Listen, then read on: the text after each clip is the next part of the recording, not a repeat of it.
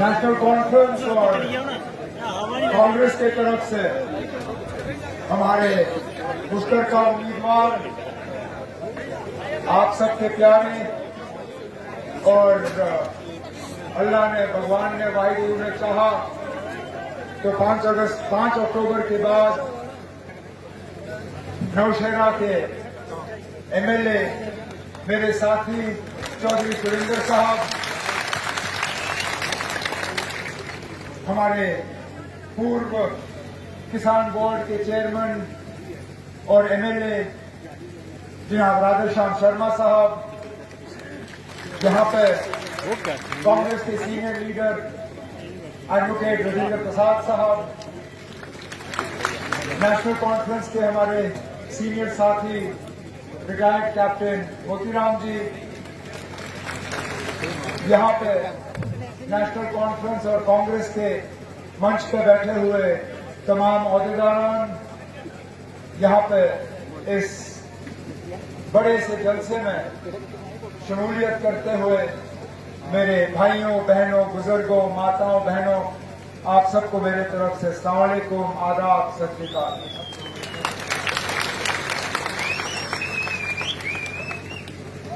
आखिरकार 10 साल के लंबे अरसे के बाद हमें दोबारा अपने आने वाले एमएलए को चुनने का एक मौका हासिल हुआ है। ये 10 साल जम्मू कश्मीर के लिए बहुत भारी पड़े। इन 10 सालों में तब्दीलियां बहुत आई, चाहे वो हमारा और दिल्ली के साथ रिश्ते में हो, चाहे जम्मू कश्मीर का अपना नक्शा हो, चाहे जम्मू कश्मीर की पहचान हो। 10 साल पहले जब इसी तरह असेंबली के इलेक्शन चल रहे थे और हम कैंपेन कर रहे थे, उस वक्त जम्मू कश्मीर का नक्शा और आज का नक्शा जमीन आसमान का फर्क, हमारा और बाकी मुल्क का रिश्ता अलग, हमारे अंदरूनी हालात अलग, जम्मू में अमन अलग। और बदकिस्मती से इस 10 साल में बदला कुछ, बहुत कुछ, लेकिन बेहतरी कहीं नहीं आई। किसी की जिंदगी में बेहतरी नहीं आई, मां सिवाय वो चंद लोग जो बीजेपी के आसपास घूमने वाले लोग हैं, जो आम हमारी जनता है जम्मू कश्मीर की, जो आम यहाँ नागरिक हैं नौशहरा के, इनकी जिंदगी में, आपकी जिंदगी में, हमारी जिंदगी में कोई बेहतरी नहीं आई। हालांकि वादे बहुत हुए, वादे बहुत हुए। जब यहां से 370 हटा गया, जब यहां से 35A हटाया गया, जब जम्मू कश्मीर को एक रियासत के दर्जे से हटा के यूटी का दर्जा दिया गया, जब लद्दाख को हमारे से अलग करके उन्हें एक अलग दर्जा दिया, उस वक्त जम्मू कश्मीर के लोगों से कहा गया था कि आपकी तमाम मुश्किलातों का अब हल हो गया है। यहाँ के नौजवानों को कहा गया था कि आपकी नौकरी, आपके रोजगार में अगर रुकावट है, पीछे करूं, सेंटर करूं, अगर यहाँ नौजवानों के रोजगार में रुकावट है वो 370 है। यहाँ लोगों को कहा गया था कि आपकी तरक्की में अगर रुकावट है वो 370 है। यहाँ लोगों को कहा गया था कि बड़ी बड़ी फैक्ट्रियां लग जाती, लेकिन 370 की वजह से नौशहरा में कोई फैक्ट्री लगाने के लिए तैयार नहीं था।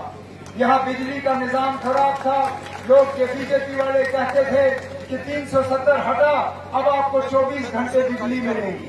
यहाँ साफ पीने का पानी मुहैया नहीं होता था, ये बीजेपी वाले कहते थे कि बस 370 हटा और आपको अब साफ पीने का पानी मिलेगा। 370 हटने के अब 5 साल हो गए। खुदारा मुझे ये बीजेपी वाले बताएं ना, इनमें से कौन सा ऐसा वादा है जो आपने पूरा किया? कौन सा नया फैक्ट्री यहाँ नौशहरा की सरजमीन पे लगा? कौन सी मुलाजमत और रोजगार के लिए आपने दरवाजे खोले जिसके तहत मेरे नौजवान भाई बहन आज सरकार में काम कर रहे हैं? कौन सा यहाँ आपने पीजी भर्ती के तहत पुलिस में रिक्रूटमेंट का कैंप लगाया? कौन सा आपने यहाँ अस्पताल ठीक किया? कौन से आपने यहाँ तालीम का निजाम ठीक किया? यहाँ तक कि जिन जिन इलाकों में जम्मू कश्मीर में, खासकर जम्मू में 2014 से पहले हमें उन्हें मिलिटेंसी और टेरर से मुक्त किया था, आज उन इलाकों में हमें जो हालात हैं वो हमारे सामने हैं। शायद ही कोई ऐसा दिन है जहां जम्मू के किसी न किसी इलाके में एनकाउंटर नहीं होता। जिसमें हमारे बहादुर फौजी जो हैं अपनी जान नहीं गंवाते। ये तो 2014 का पहले का हाल नहीं था, ये तो आपका हाल है। जब इन लोगों ने वादे किए थे कि यहाँ सारा कुछ बदल जाएगा, सारा कुछ बेहतर होगा, लेकिन नहीं हुआ। जिस जिले की बात चौधरी सुरेंद्र साहब ने की, जिस जिले की बात राधेश्याम शर्मा ने की, जिस जिले की बात जनाब राजेंद्र प्रसाद साहब ने की, जिस जिले की बात मेरे बाकी साथियों ने की, क्या इस बीजेपी के उम्मीदवार के पास इतना भी नहीं था कि वो कम से कम आपको एक जिला दिलवा देता? आप बार बार जब बीजेपी की तरफ से इनका जब कैंपेन होता है तो ये डबल इंजन सरकार की बात करते हैं। कहते हैं कि डबल इंजन होगा तो डबल तरक्की होगी।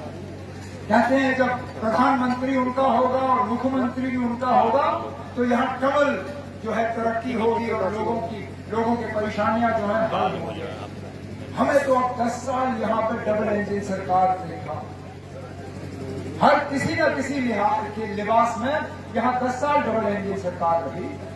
2015 में मुफ्ती मोहम्मद सैयद साहब वजीर आला मुख्यमंत्री, जनाब नरेंद्र मोदी साहब प्रधानमंत्री।